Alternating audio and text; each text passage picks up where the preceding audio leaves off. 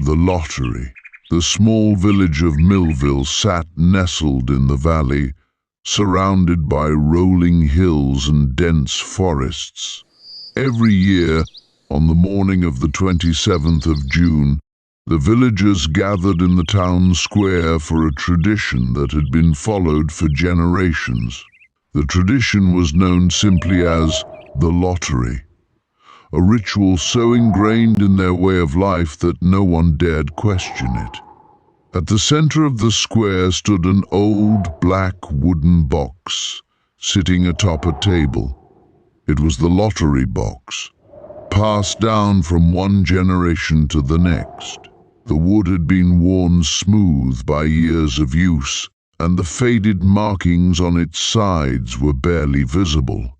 A sense of unease surrounded the box, as though it held more than just paper slips.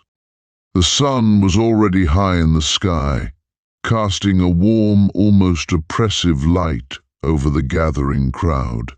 Children ran through the square, their laughter echoing in the air as they played with rocks and dust.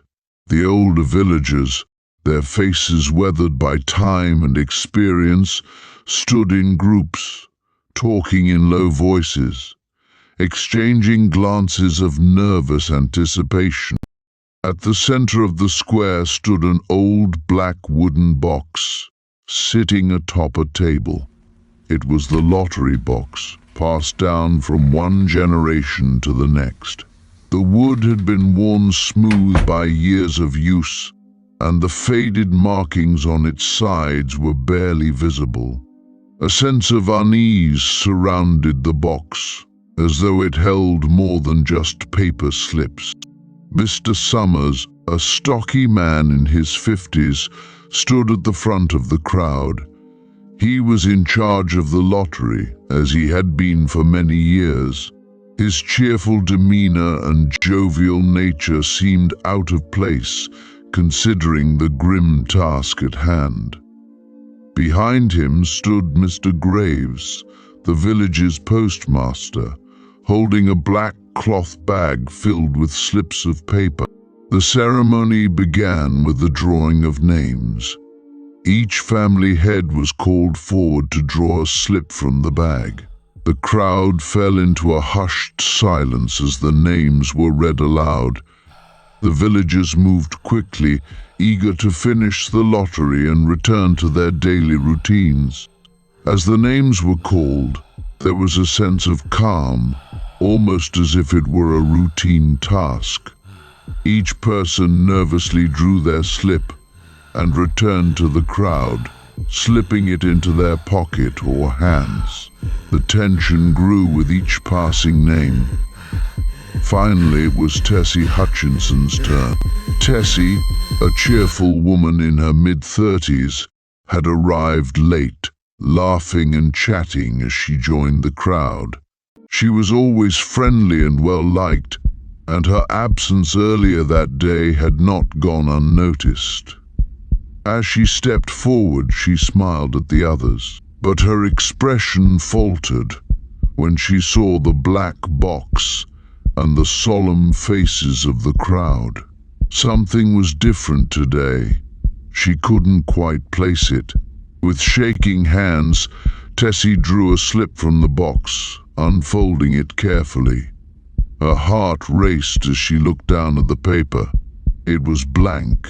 The crowd exhaled in relief, and Tessie smiled, feeling a wave of relief wash over her. But then, something unexpected happened. The paper was not simply blank, it had a small, dark mark on the corner. The mark was unmistakable. Tessie gasped, her face draining of color. Her mouth went dry, and for a moment she couldn't speak. The villagers remained silent, their eyes fixed on her. Tessie's hands trembled as she turned toward her family, looking for support, but none came.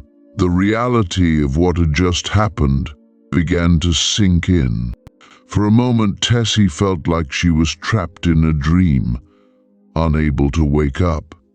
She had always heard the stories, how the lottery could end in disaster for the unlucky one, but she never truly believed it would happen to her. After all, she was just a part of the community, a regular woman with a family who loved her. She had always assumed that the lottery was just a formality, something to get through. But as the villagers closed in on her, Tessie's sense of reality shattered. Her heart pounded and her breath came in shallow gasps.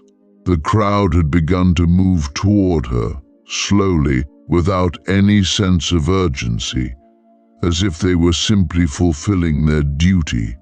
The sense of inevitability hung in the air like a thick fog. "No! This isn't right! It's not fair!" Tessie screamed, her voice cracking with terror.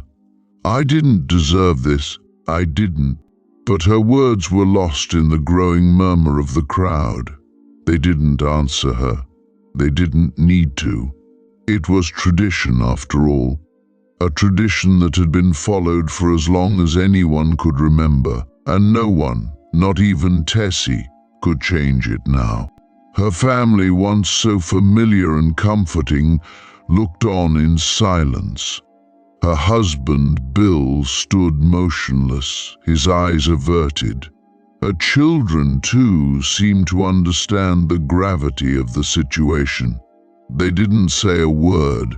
They simply stepped back, watching as the rest of the villagers moved in. The atmosphere had shifted. The once familiar faces of the townspeople were now obscured by something darker, something cold and detached. There was no anger in their eyes, no hatred. There was simply a quiet, unsettling acceptance of what was happening. Tessie had been chosen, and there was no going back. As Tessie was pulled toward the center of the square, her screams grew louder, more desperate. But they fell on deaf ears. No one looked at her with pity. No one offered any words of comfort. They had all seen it happen before, and they knew what was required. The lottery had been part of their lives for so long that it had become a sacred, unspoken rule. The final moments were a blur. Tessie's cries faded into the distance as she was surrounded by the villagers. They were swift and without emotion. There was no ceremony, no ritual. It was simply what had to be done. The black box had chosen her, and now she would pay the price. As the dust settled and the crowd dispersed, the village returned to its quiet routine. The people went back to their homes, their work, their lives. They had fulfilled their duty, and the lottery was over for another year. No one spoke of what had happened. No one ever did. It was the way things were, and always had been. The lottery was a part of life. It was a tradition that could never be questioned, a ritual that could never be broken.